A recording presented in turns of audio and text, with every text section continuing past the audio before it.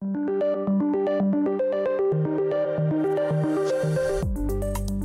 is the Brave New Coin Crypto Conversation, hosted by Andy Pickering. Hi everyone, Andy Pickering here. I'm your host and welcome to the Crypto Conversation, a Brave New Coin podcast where we talk to the people building the future in the Bitcoin, blockchain and cryptocurrency space. My guest today is Jules Urbach.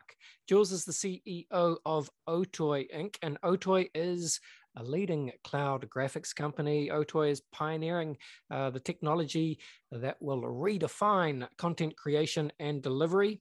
And OTOY are working with the work of Star Trek creator Gene Roddenberry to create an incredible new digital archive. Hey, welcome to the show, Jules. Thank you so much, Andy. It's a pleasure to be here.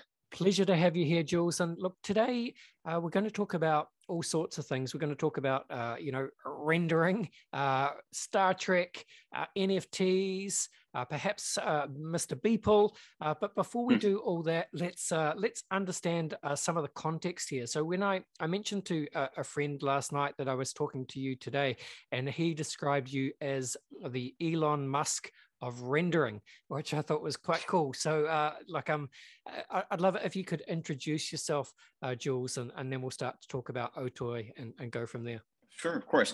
So Jules Urbach, the founder and CEO of OTOY. My background, I mean, I've been in the industry, the video game and computer graphics industries for, I guess, almost 30 years. My very first game when I was 18 was a CD-ROM game called Hellcab. And shortly after that, in the 90s, I started to develop, 3D graphics technologies for 3D rendering that could be put inside of a browser.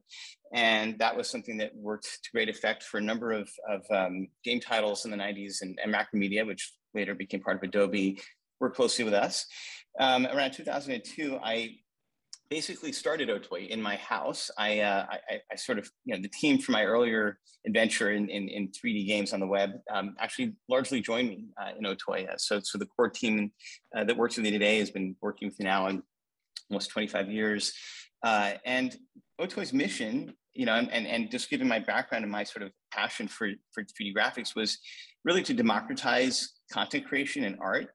And had two really critical goals, which were to essentially take picture quality rendering, super high-end rendering you see in films that looks real, and make that work in real time on everyone's machines. And the graphics cards that were at the time powering PC games and PlayStations were really not. There's a lot of sort of angst around whether that could ever be used to power, the kind of rendering that I'm just talking about. But we did that, and as the company grew, we productized that. I mean, today we have Octane Render, which is our GPU rendering software. It's just had its 11th anniversary, and artists like Beeple and J.J. Abrams and many others use it for their own work. I mean, it's like Photoshop. It's a inexpensive subscription. It's actually completely free on the Mac and on the App Store. And the goals that I had for democratizing content creation, I think, have been largely served well with the success of Octane. It's been, it was the first time I think that people had even understood that a GPU piece of software like that could take graphics that had been in the realm of high-end visual effects work and expensive machines and bring that to a single laptop or single workstation.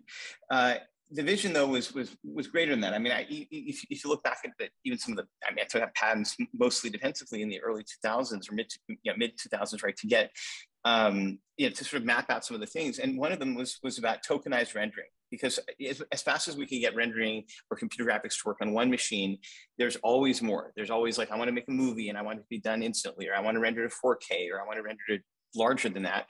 And that's kind of where the blockchain part of the crypto part of what we're doing sort of came into fruition. And this was, it goes back even obviously before, crypto, if we're talking 2008 and earlier. But the idea was that if you needed more compute power, it wouldn't necessarily come from necessarily adding more computers or GPUs. It would come from sending this out and operating something equivalent to SETI at home and paying everyone running the system a token or something for every ray traced. It was a really interesting concept. And as we progressed, I mean, over the last 10 years, we've had major investors like Autodesk and Disney and Warner Brothers. And also partnered with companies like Amazon, Google, and Microsoft. And those partnerships, including having Eric Schmidt join the advisory board, were all about bringing GPU rendering, GPU cloud to all these artists, which I think we understand the artist mindset very well. And what we discovered very early on was there's not enough GPUs in the public cloud to satisfy even a few big customers. And that's where, around 2016, 2017, revisiting the concept of distributed rendering and building that on Ethereum, building it with a token that essentially paid out, that work became a really big part of our company's mission. And that's how Render was born. And today, Render is, it's out of beta for over a year. It's absolutely, the artists using it love it. And I think it's going to be huge. More importantly, everything you're doing on the network, because of the way it's been built, the work itself is proof of render. It's validated on Ethereum. That's how the system works. That's how people get paid. It goes into an escrow account and on a smart contract. But every single 3D asset, everything that let's say Beeple makes or Pack makes on the network that's done through this system, it already is tokenized. It's already in a sense an NFT. Even if it's not for sale, it's still a token that has a proof of rendering, proof of authorship. And that's the basis, I think, for the way NFTs should be built, and even NFTs that aren't for sale, like the Roddenberry project you brought up. We should talk about that in detail, but that's a project that it's museum quality thing. It never goes for sale. It's owned by the Roddenberry estate, but it's not a token that would be sold on any marketplace. It's there as a reference. And the system that we built all the way from the very beginning, of OTOY's roots to today is helping to power that. And there's more. I will pause there because I know that's a mouthful, but that's my background, and that's how OTOY and Render came to be. Fascinating, Jules. And look, I think, some listeners or people listening to this podcast, they won't be animators or content creators or designers or NFT designers themselves necessarily. They'll have kind of a loose idea of what we mean when we talk about rendering and kind of the importance of democratizing access to sophisticated rendering technology, such as what you guys are producing. But I think it might be useful just before we go deeper, just gives you just your kind of high level summary of what we mean by rendering and why it's important to democratize access to that. That's a great question and a great point. So when I talk about rendering, it's when you go see a Marvel movie, for example, and our software has been used on many of those, like Ant-Man the Wasp and Captain Marvel. When you're seeing a computer graphic effect, and I think most people watching movies are familiar with what that is. To get that to look real, you have to basically, run a simulation. You have to shoot light rays from a light, and you have to bounce it around a 3D object, and then you have to almost capture that like an exposure.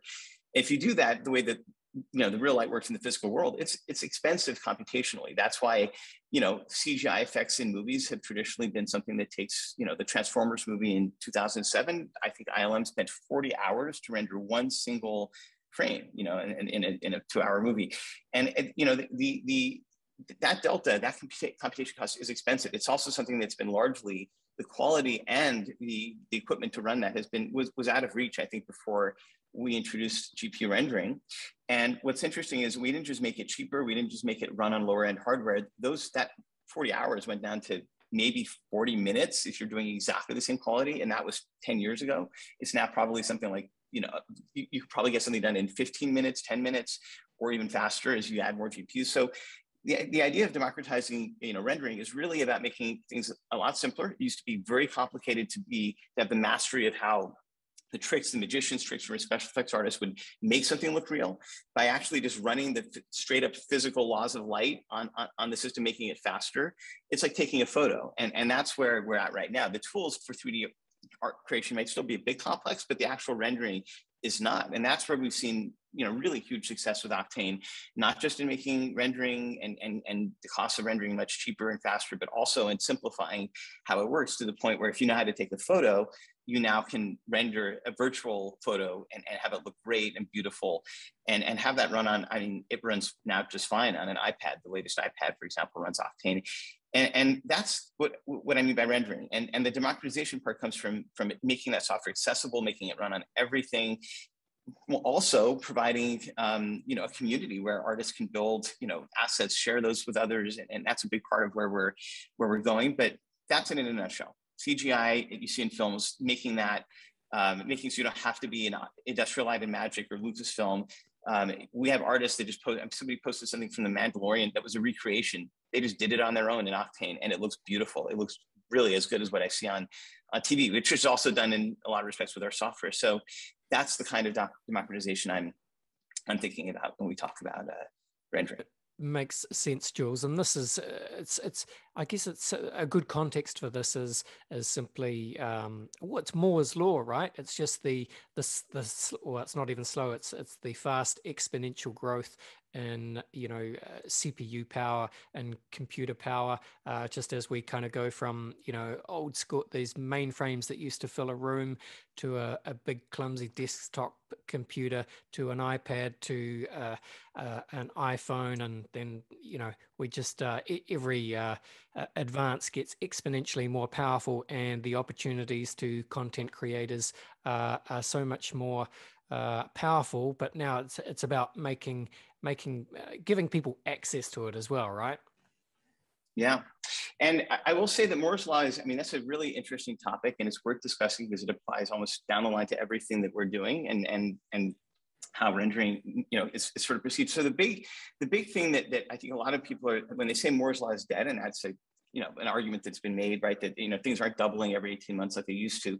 I mean, that may be true for CPUs, where your x86, you're being, I'm going back early enough, I remember 286s, the CPU made by Intel, even AMD and others, I mean, those don't necessarily double every 18 months like they used to. That part may be hitting a wall. What hasn't hit a wall is GPUs, and GPUs work very differently from CPUs. The way that a GPU works is if you can give it an instruction that it can run at the same time. A GPU has 1,000 cores that can run for every, let's say, CPU core.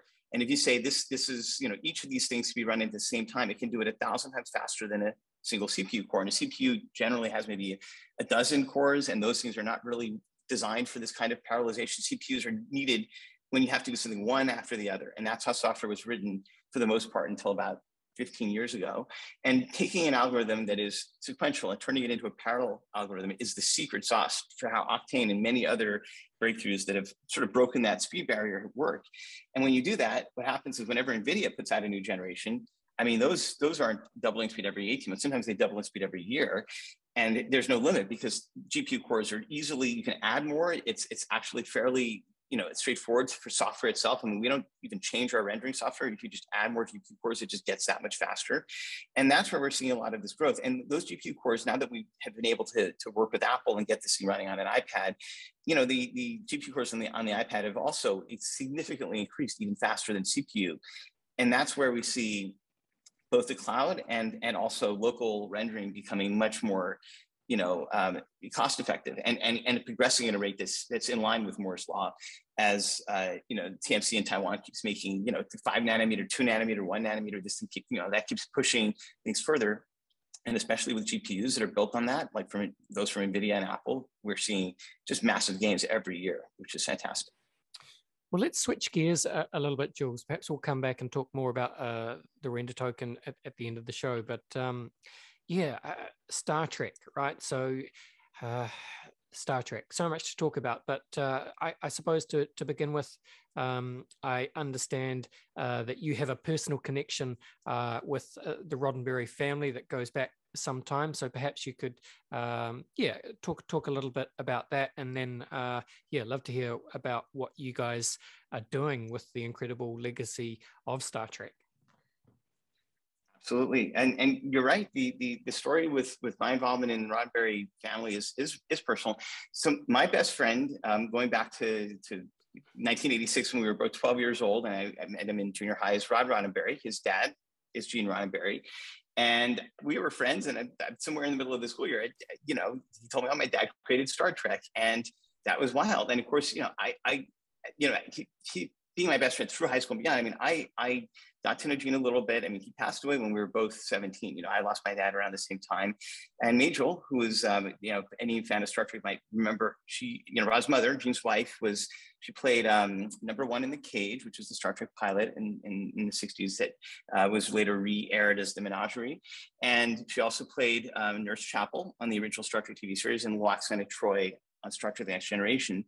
And I knew her all the way through the end of her life in 2008. And I considered everyone family. I mean, they were, I grew up in that house. I spent tons of time just living in their home with Rod and vice versa.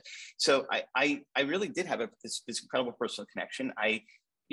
Occasionally, I mean, I got to sit on this Picard's chair on the Enterprise set in the 90s. And, Rod would take stuff from his dad's office, like this, designs for the Enterprise, and just give them to me because his dad didn't care. Things like that were interesting. But the truth is that the real, thing is Rod and I have been friends for 30 something years. And, OTOY, he invested in OTOY really early on. I mean, going back 10 years. He also has been fascinated with rendered token, which is the blockchain piece of the company.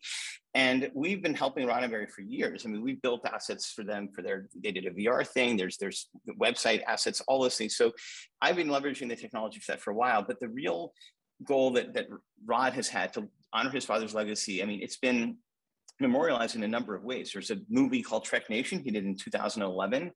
And I think I'm in one version of it or one cut of it. And it goes back. I mean, he started it almost 10 years before then, documenting what his father's legacy was to him, to others. He interviews George Lucas, J.J. Abrams, others.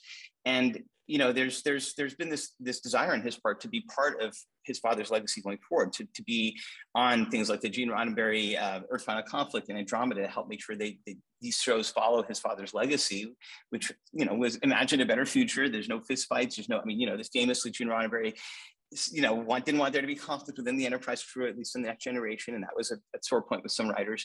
But that's part of Star Trek. That's why I love it. That's why I'm inspired by it. And it's not just the man Gene Roddenberry. It's this vision that is larger than him and larger than almost any of us. But it has this pull. And Rod is currently he's a producer on, I guess, all 5 of the new Star Trek shows. Picard, Discovery, the new Christopher Pike show, which. He voted hard to get that to happen because I think, he felt, and as do I, many Star Trek fans, well, this is really close to the original Star Trek. I mean, you have Spock in it. It's the original Enterprise. It's amazing. And there's this effort that he's been doing through Roddenberry Entertainment to start to preserve his father's photos and documents. I mean, there was a joint effort with CBS in 2016 for the 50th anniversary called the Roddenberry Vault, which was a re-release of the Blu-rays with all the materials that were literally in the Roddenberry Vault. There's footage, there's documents, and this project, this Star Trek archive that we're doing is really the sort of the endpoint or the real version of that. I mean, there's millions of documents. There's scripts for Star Trek shows that had Pike and shows that Kirk was in. I mean, there's alternate versions. There's so many things, and then there's also the ships, the designs, the models. I mean, Roddenberry was deeply involved in these, in that, at various stages. And as we were thinking about what this whole preservation process, which now is very different with the blockchain, you can store things perpetually forever with a hash. In theory, those don't never go away. More importantly, there's so much missing information. I mean, it's not on Wikipedia, it's not in the Star Trek Encyclopedia, and it's not in the Smithsonian, and it's not released anywhere. That needs to go somewhere so that people 100 years from now looking at Star Trek can see it all. And Rod's vision for this was, OTOY can help with the tech, which we are, and a lot of this piece is the heavy lifting, but he put together a team that's led by Mike Okuda, Denise Okuda. They wrote the Star Trek Encyclopedia. That's how we know what's in there and what's not. They wrote the Star Trek chronology, the Bible. I mean, the Star Trek universe is practically documented by them. And they also helped with the Smithsonian in restoration of the physical model, the TV show model that's hanging in the Smithsonian. So they also put together a larger team for this project. Darren Doderman, who's working currently on the motion picture remastering, Doug Drexler, who designed 2 of the 8 Enterprises. I mean, that team is the core of this project. And we've been working with a team of artists that have also come on board, some of them working for 4 years on these models to basically, one, get every version of every Enterprise in the physical world, the actual, shooting models, scanning them in when possible, recreating them from the designs where it's not. And then at the other end of that, also showing what the Enterprise would have looked like had it been shot at 1,000 feet, right, at 305 meters, which is very different than what the 8-foot model with a camera would shoot, even though it looked real. And that's one thing that's been, it's super exciting. It's got a lot of attention. But the idea of the project is that we're building a equivalent of a museum for Gene Roddenberry's work. It's not just Star Trek. It's also his other work, like I've Gone Will Travel, Questor tapes, the other series. But Star Trek's obviously at the heart of it, and it's a big part of the work being done. Yeah, and I mean, incredible to hear you speak about this stuff, Jules, because you're obviously, incredibly close to the Roddenberry family and the legacy of Star Trek, and I know you guys are working on all sorts of different bits and pieces to put this archive together and preserve it for, I suppose, all of humanity. But just as one example, I saw that you are collaborating with Lightfield Lab to recreate a projected life-sized representation of the Starship Enterprise that will be indistinguishable from reality as one of the world's first fully immersive holographic installation experiences. What does that even mean? This sounds quite incredible. Yeah, that's a great question. Well, it's a mouthful, I agree, but I'll break it down so it's easier to digest. I forgot to mention one of the really important pieces of OTOY's mission, which I figured was almost getting ahead of ourselves, which was, I imagine that all this work that we're doing for art, for rendering, you don't see it on a 2D display, and you don't necessarily put on a pair of AR or VR glasses either. There's another option. There's another way of viewing these, which in theory, I imagine it would one day be built, which is if you have a high enough resolution display, you don't just have a pixel, you don't have lenticular, 3D, which is where you have the Nintendo DS.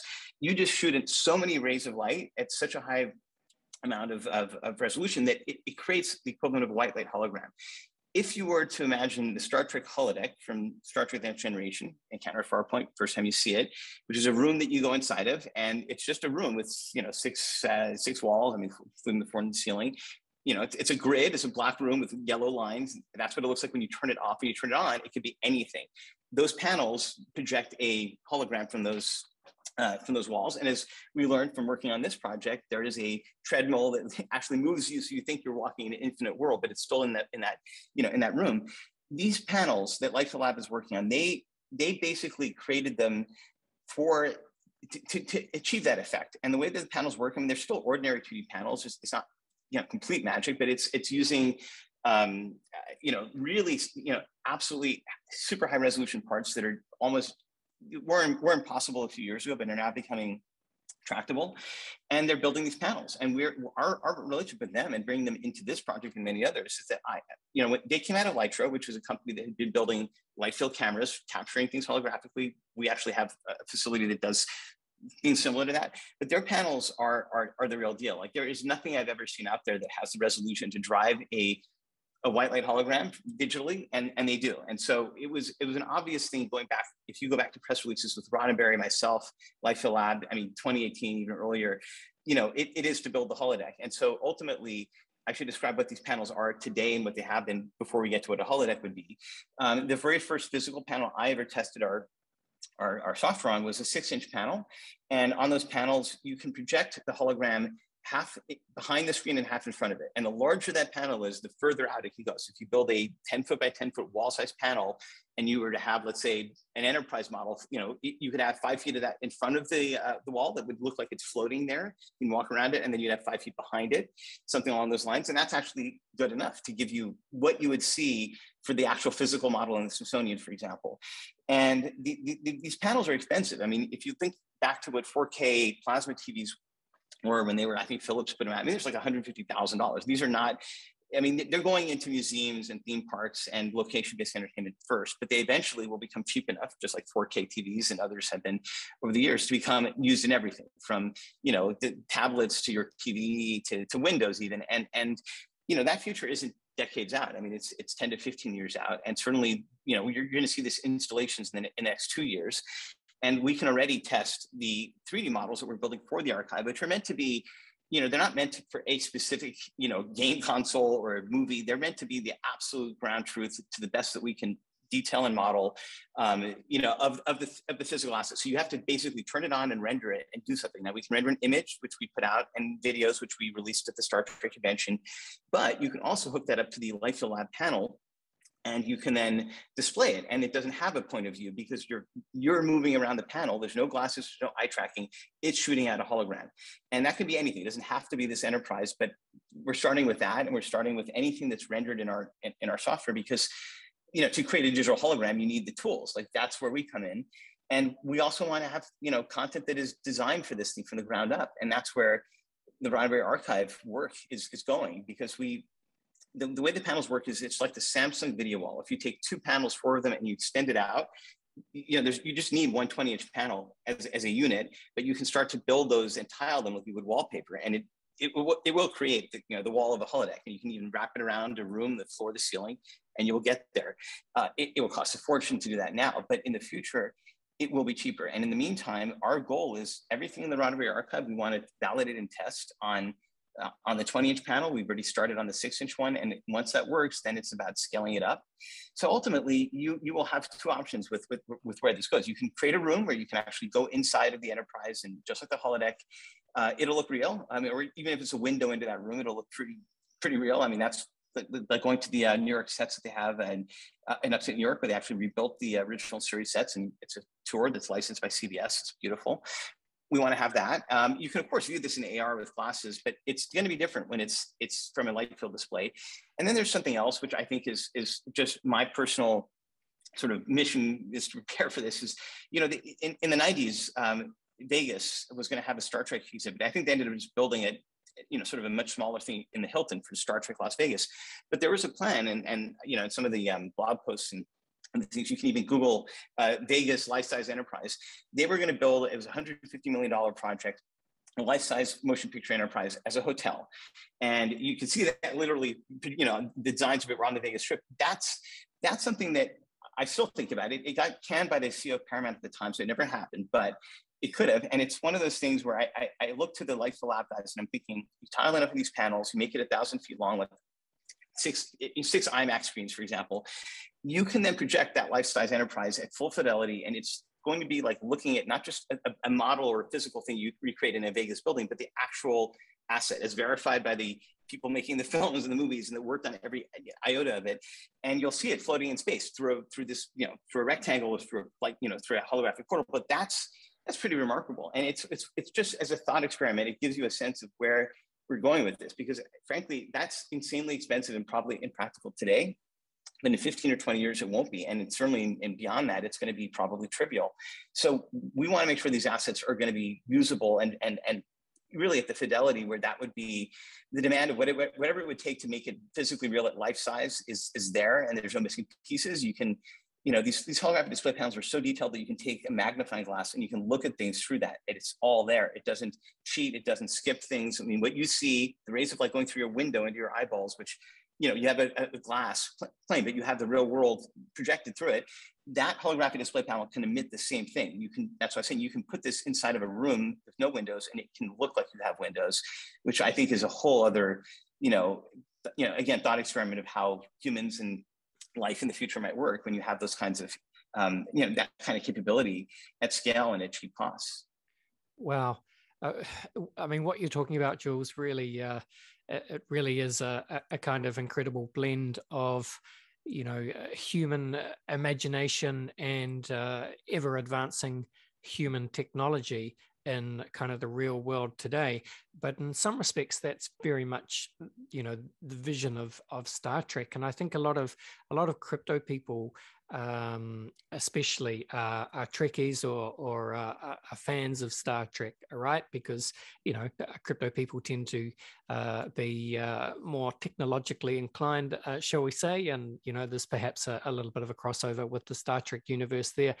Just to finish off on Star Trek, I'd love you just to, could you put in your own words, Jules, sort of how you think about, what the Star Trek vision at a sort of a high level is, if that makes sense?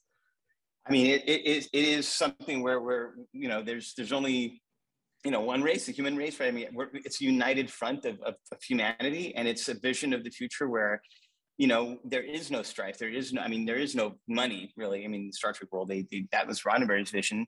And, the growth of humanity comes from exploration, introspection, all of that. And that's a world that is, I mean, when Roddenberry was creating Star Trek, it was, in the middle of nuclear war was a threat. I mean, all these threats. And it's still the case today where there's so many things that we want a better world from. So the vision of Star Trek for me is the vision of a better world where, we've moved beyond all these petty grievances and fights and partisans, takes on things. And there isn't, there is a justness and a fairness that is sort of intrinsic in society, which is what the foundation of Star Trek world would have to come from. And it's a beautiful vision, and it's complex. And I don't really do it justice by trying to put it into one word, or one sentence, but that's largely it in a nutshell from my perspective. I love it. All right. Fantastic stuff, Jules. Just what else should we talk about? Let's just cover off a few other things while we're here. So we can talk more about the kind of the blockchain vision that you have. We've talked about that a little bit, but anything else you want to share, please do so. And also, fascinated to see that you are working really closely with Beeple, Mike Winklemann, who of course, anyone who's in, I guess, the video content rendering kind of industry has known about Mike's work for years and followed him. But of course, he, leapt into the crypto imagination and essentially the world stage at the start of this year when, he sold that Everyday's piece for, I think, 69 million, something like that, and kind of was, that was a big part of kicking off, the NFT boom of this year, really. So yeah, just love to understand a bit more about your working relationship with Mike, I suppose. Yeah, I mean, it's important, and I definitely want to talk about the archive, which is a project that, we have 3 artists, right? Mike is one of those artists. Gene Roddenberry is the 3rd artist, and Alex Ross, the comic book artist, is the 1st. Those archives are really important. Those 3, because we of course imagine there could be a million more, but getting it right with the 3 of them, and one of them is not alive anymore. With Gene Roddenberry's estate, it's a different thing, but they're all 3 of those artists in unison, and that's where Mike has been amazing being in the middle of this. Like, he's helping both of those other projects. He helped figure out how to do the collages for for these launches, right, which are similar to his Christie's piece.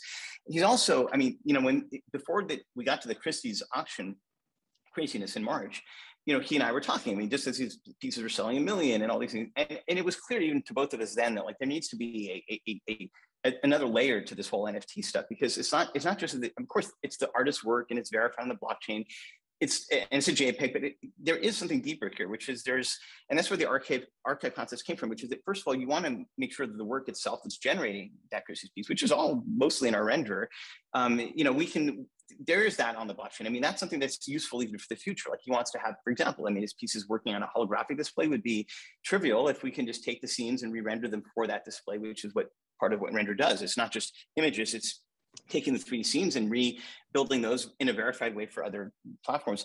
But the archives also serve another purpose, which is that he can say, well, this is my work. And the archive, remember, they're not for sale. They're literally 0 edition tokens. They're meant to be just, I'm the artist, this is my proof of render.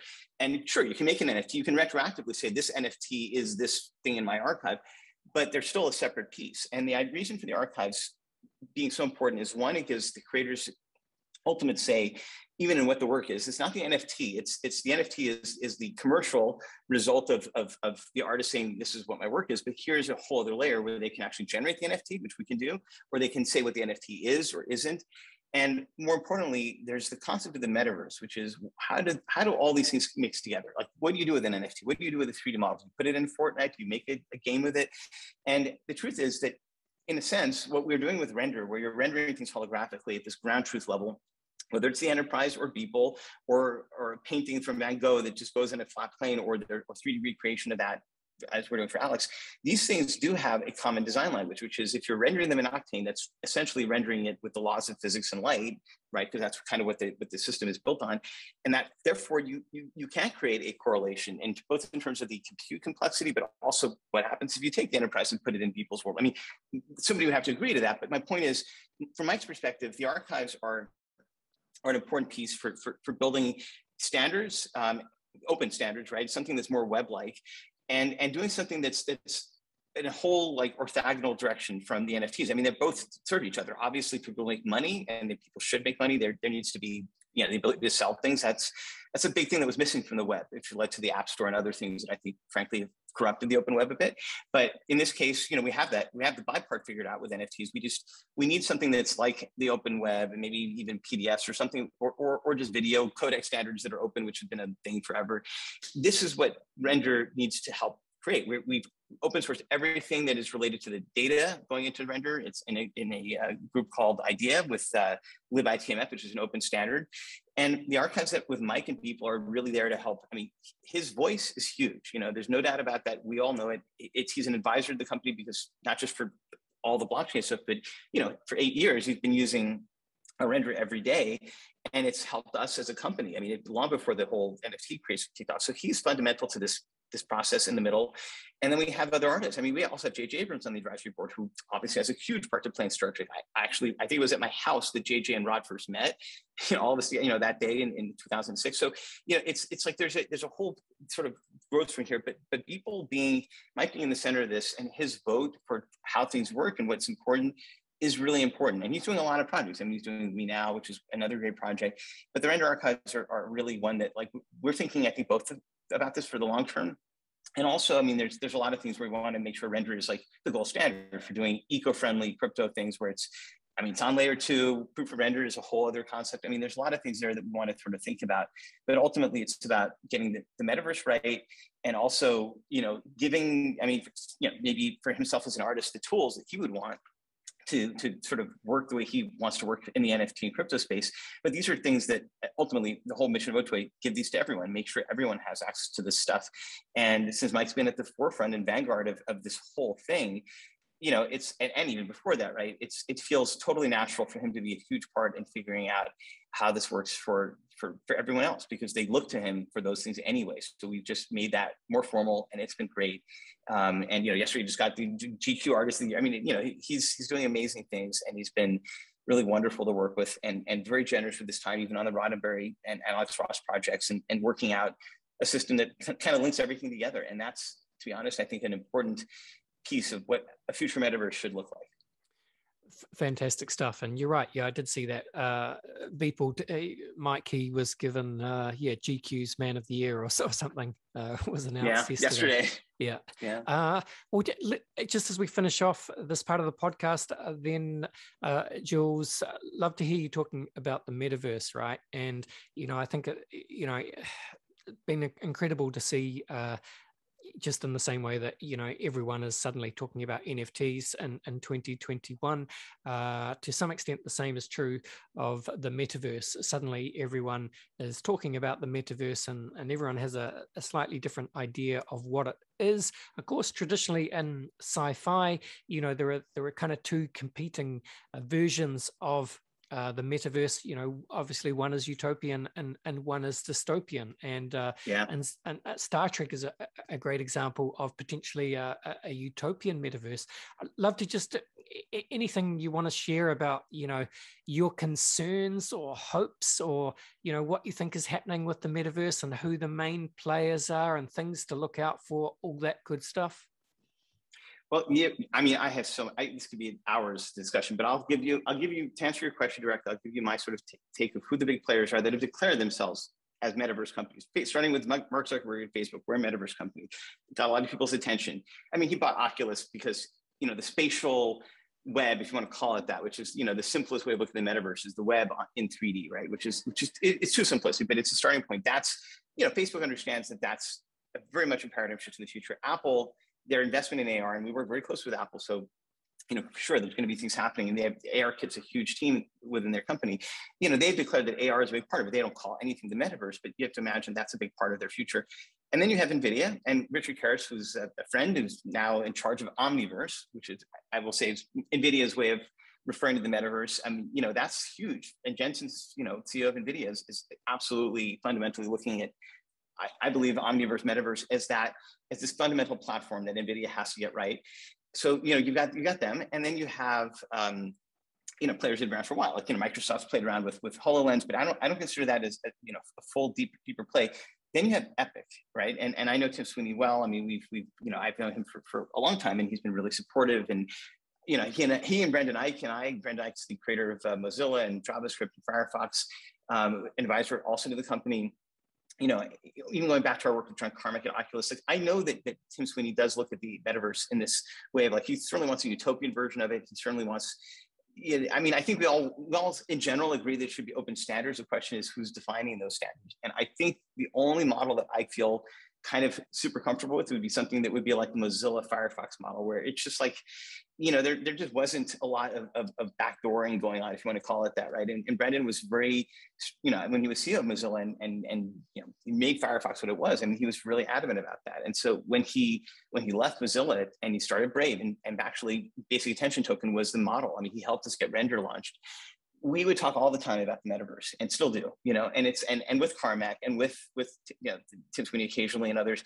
And it really does come down to the fact that you really, for the utopian part to happen, you definitely don't want to have, you know, walled gardens that are locking things out, because you just don't, you know, that's a complex gateway to have. And, you know, you look at the internet right now, and typically being able to go visit the web is important. I mean, obviously, where you have things go really wrong is the carelessness with how content may be amplified or promoted through social media.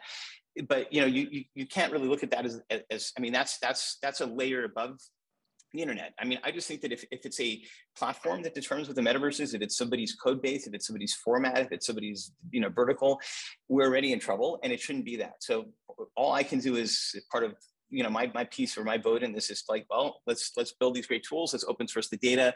Let's also make it so that whatever tools we create, you can swap in competing products. Like, you can swap in another render besides Octane inside of any of our products. That's shipping shortly. That's fundamental to the way Render works.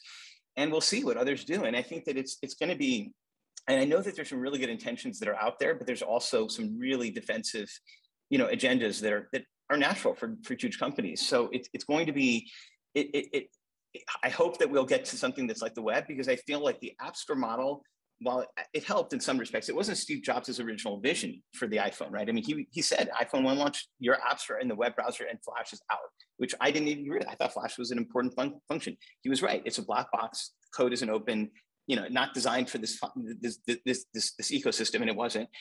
And the web was where you could make an app. And then somewhere online, well, they changed it to native code and through an app store monetization. And then you have this massive battle between, you know, two companies I'm very friendly with, Apple and Epic, right, that are over how the app store works. But ultimately, you could imagine a world where Mozilla had just mapped out how the web could, you know, deal with you know, sensors that are sensitive, or payments, or, you know, as Brendan was saying, if only I put a buy button in Firefox, this would be a different world. And that's the kind of thinking that I think the metaverse needs. Is let's start with something that's just, you know, foundational, it's utilitarian, and not, you know, not biased in any way, because I mean, all the layers above that can go any direction they want. I mean, that's sort of okay. But I think that if we're going to go away from the dystopian thing, I mean, it's hard for companies to be fair when they control everything. And that's where the whole idea of crypto, I mean, everything with Render, when it comes to the metaverse, I mean, you know, it's more than a DAO. Like, I mean, I'm building a staking system into Render where it's like I took all of our burnt tokens, which is a lot. Like, we burnt almost 2 billion tokens, and I'm using that to stake the different, you know, multiverses universe, unchangeable, so that you can put something in an archive and that's it. It's not even the system, it's not the format, it's just the starting point of, let's start with a system that is almost immutable as a, you know, almost like a DNS address or an IP address, which just is a number that starts leading things. And I want things to follow that. And I think that that's where, you know, even being agnostic to the chain that's underlying this stuff, and kind of looking at what are the important pieces, art, you know, humans that are in this system, their experiences, their freedom of degrees of freedom. The metaverse needs that. And then, of course, you know, great technology and beautiful, you know, art itself is fundamental. But these are, you know, I look at it from the OTOY perspective. I'm just one company with one product or suite of products that's doing my part of it. But if Render succeeds, that will be something that will be much different and bigger and separate and autonomously run from OTOY. And we're just, you know, we're in the early stages, but whatever the metaverse is, it should be some conglomerate of that. And there should be standards groups that are really helping define that. And we may get there.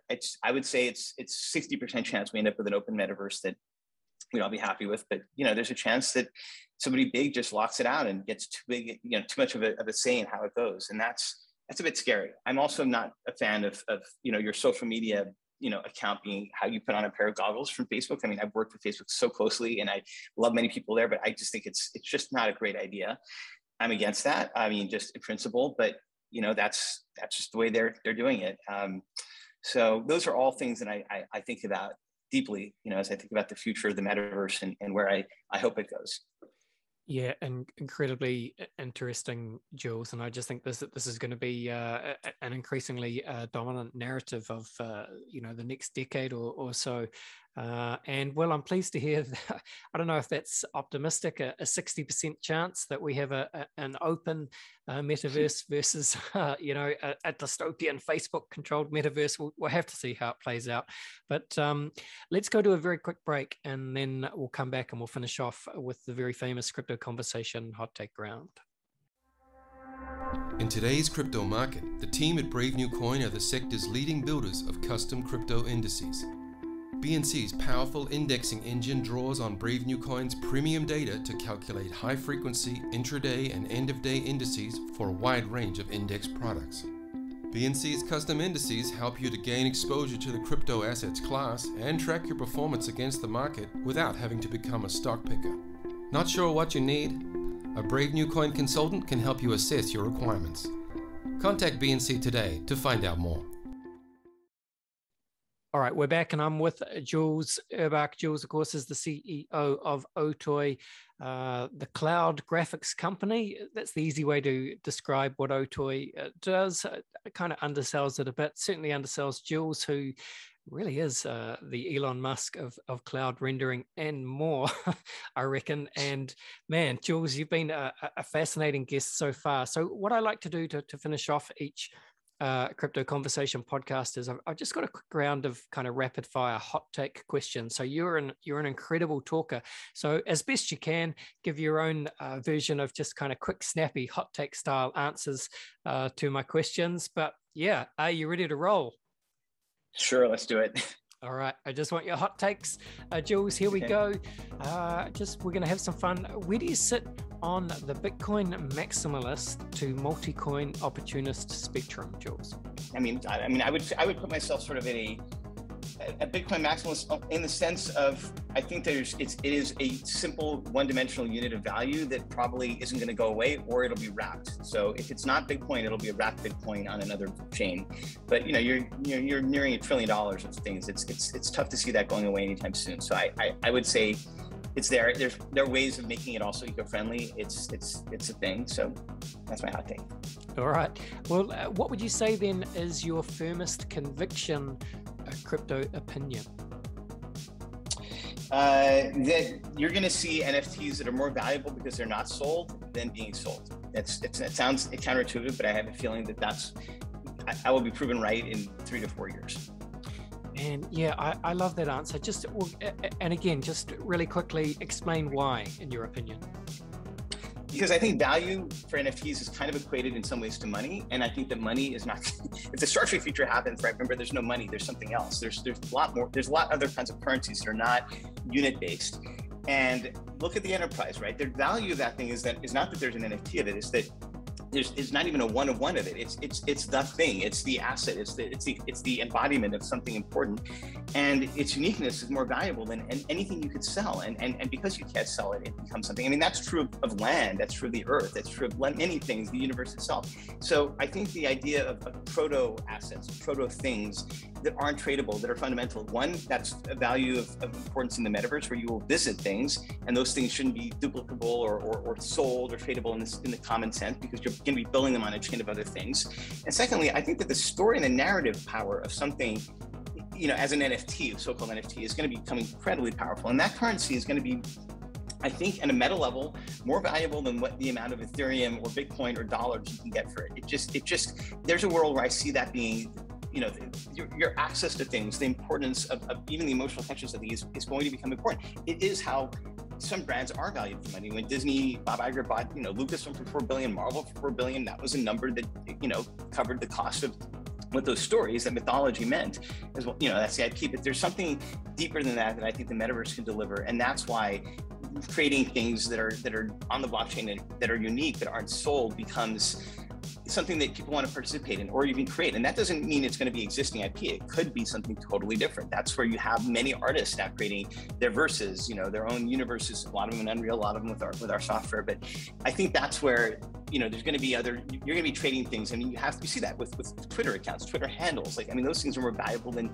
sometimes the dollars people pay for them. It's things like that are going to be, and I hope it's a healthy version of it, but I do think that that's where the blockchain is probably going to end up going, because already, what is ETH or Bitcoin, unless it's traded in dollars? It's a discrete unit, but there's so many other layers of value in a system that is all virtualized that I think that's going to take over much more than a number of what something is sold for. And even I hope in some ways when you have 3D printing and you have energy that's powered by solar or fusion, who knows 30 years, that those things, the physical world really does become sort of totally commoditized, and everything is about the stories and narratives, the creative efforts that you put in there, the things that you discover and explore and share, and those things become valuable in their own right. And it's not about what you sell them for and trade them in dollars or the equivalent of those.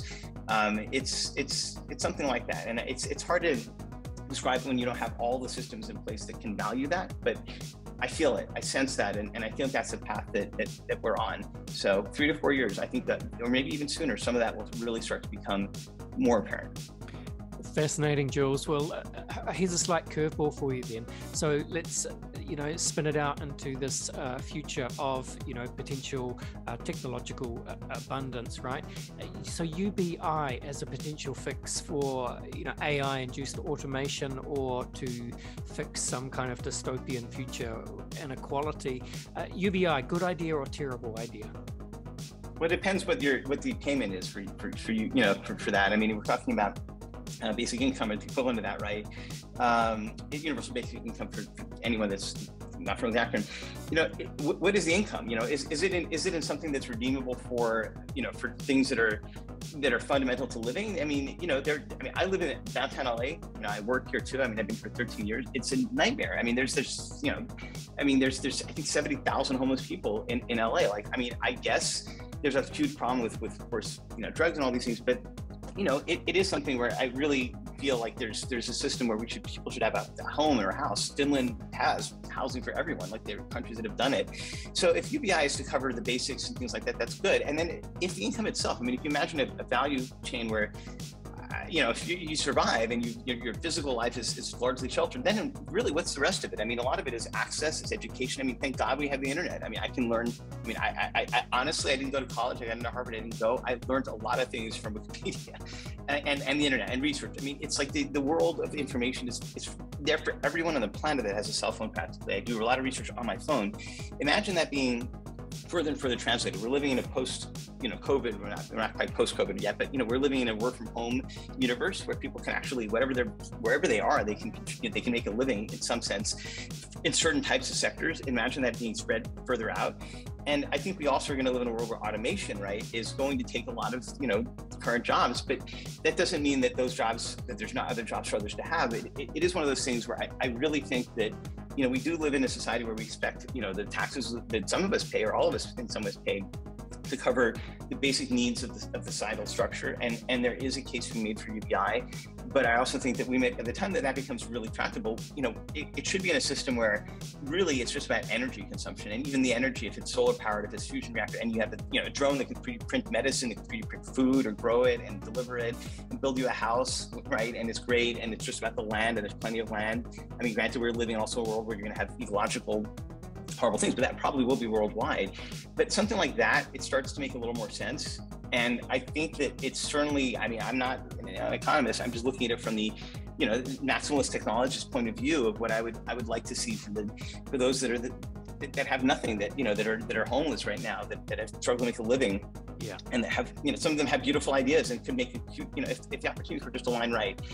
That's a big part of it. And I think there's many ways to make that happen, but I do think we have to get a lot of tech right. And if we can virtualize or digitize the creation of core resources, including house building and medicine, we're not there yet, but it's not impossible. And then it just becomes literally a tokenizable asset from energy. And that's what render is. Render is bouncing photons around. It's literally a unit of kilowatts to render power to photons. And that is where, on a meta level, I see the render token being a unit of kind of survivability. I mean, energy and below that information, right? Channel entropy is the fundamental structure of all things. So I don't know, that's sort of where I see the UBI piece fitting into the larger, vision of the next 100 years, I guess, or at least this, for the rest of the century. Amazing. Very well said, Jules. We're almost done here, but I think you describe yourself in there as a technology maximalist, which I love. From that perspective, you'll be very familiar with SciFi author William Gibson and his very famous quote, the future is already here, it's just not evenly distributed. Can you think of an example of the future being here right now, Jules, but most people just aren't really aware of it? I mean, I think that unfortunately you're seeing that in social media. You're seeing this amplification of things that are almost like chaotic systems. You do have Twitter deciding things. I mean, that's the thing, right? Where there's on both sides. It's not one group or another. It is a chaotic system. It's not. It would feel like an evenly distributed system is something where there's a meritocracy of sorts, where there's a system that can decide whether things are hurting or helping society, and it's weird. There's also the fact that the opportunities. I mean, if you're looking at it from the world perspective, I mean, I'm a U.S. citizen. I mean, the U.S. the Western world is not the same as the full world, where the opportunities that we have in developed countries isn't there yet in other places in the world. I mean, that should change, but it's coming. I mean, you see in Africa where they skipped landlines, they just went straight to cell phones, right? I mean, there's probably countries that might just skip cell phones themselves and go into glasses or who knows what else can come from there, right? And I think that there's the pieces of the metaverse is for sure a huge part of it, because the real part of the metaverse is you're digitizing the last remnants of physicality, so that if you want to, or if you have to, which is the more important point, you can survive and you can thrive in a virtualized system that doesn't depend on what land you grew up in or what your ancestors had and what you inherited from your parents. I mean, that's a better world, and I think that technologies today is making that is democratizing that. But I mean, it should go all the way further, where there's nothing that stops anyone on this planet from becoming everything they want to be within a system that is at least not blocking you from your ideas and your art and your creations and your thoughts. If they're useful, if they're buildable, if they're not, I mean, I guess toxicity is a hard thing to apply because it's perception, right? But I think that when you build a great system and you have a great idea and the doors to make that a viable part of society can help you yourself do more. That's kind of there with the internet. You see that with these pieces, but it's just not quite fully realized. Certainly not worldwide, and that's a perfect example of things not being evenly distributed. I mean, internet used to be the domain of people that had high-end computers and knew what dial-up was, and then you've seen that now go to everything and everyone, and it'll go into every almost physical object through IoT and other sort of diffusion efforts. But there's also the possibility that somebody will see that, and you see that with social networks right now, which are very centralized, where what goes on a social network and not is not really decided by a lot of people, and it can go wrong in both directions. So I think that I don't know whether or not a fully decentralized committee would be better, but it certainly having that as an alternative would be important. And all those things are factors I think about when I think about that quote, which is a really good one. It sure is, and I think that's a nice place to finish off, Jules. And funnily enough, the last question I always ask people, and I'm fairly sure everyone, listeners included, knows what your answer will be, but the final question I always ask is, what is your favorite science fiction TV show, film, book, or universe?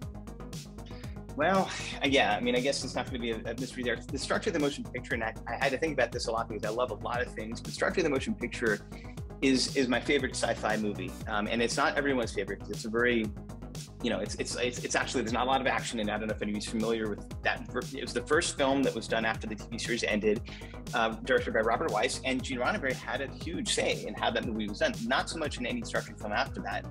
He did do Next Generation, but Structure of the Future was quintessentially Star Trek, and it was very much about a machine mind that wanted to, that was created by humans that wanted to find its meaning and its place in the world and merge back with its creators. It's like the opposite of us as humans becoming, with the brain-computer interface merging with machines. And I find incredible beauty in that vision. And it also is so, it's contrarian to the, I love Star Wars, by the way, as well. It's like, I love them both, but it's for me, it's truly, when you think about what sci-fi is supposed to mean, it challenges you, and it was the right movie for me. And I saw it when I was a child, but I watched it many times since then. I love that film. My favorite movie of all time in any genre is the original Superman movie with Christopher Reeve. For reasons that are emotional and visual and everything else. I love that film, and I love him as an actor, and I love his portrayal of Superman. But as Chris Reeve once said, that's a fantasy film, and Star Trek is sci-fi. And so hard sci-fi or even soft sci-fi, I find Star Trek motion picture is my ground plane, is the origin for me. Of course, absolutely superb. Jules, been absolutely incredible talking to you today. Very much enjoyed the conversation, and nothing else to say really, except, could you tell the people where they should go to find you on whatever social media platforms you're on? I think you're on, I do know you're on Twitter, where they should go to find you, and where they should go to learn more about OTOY and the render token and everything that you're doing. Yeah, well, I think on Twitter, I have multiple accounts. I have my own personal one, but OTOY at OTOY is a great one to follow. That I post directly from that regularly. I'm also at Jules Urbach and at Render Token. Spell it like it sounds. That's the social media channel of the Render team. Those 3 accounts are great to follow. There's links. If you go to otoy.com, it'll lead you to all the other places. You can start with that, including the news section, which talks about the Roddenberry and Alex Ross and Beeple archives. And from there, you can learn about our software, the Render Network, which is on rendertoken.com. But those are great places to be in. Fantastic. Thank you again, Jules. Really enjoyed our conversation today. Thanks for your time. All the best, and bye for now. Thank you, Andy. Take care. Bye-bye. All right, guys. Thank you very much for listening. That's today's show. Don't forget to subscribe to the Crypto Conversation in whatever podcast app you are using. And if you want to get at me, just drop me an email, andy@bravenewcoin.com. All right. Thanks for listening, guys. This was the Crypto Conversation for Brave New Coin.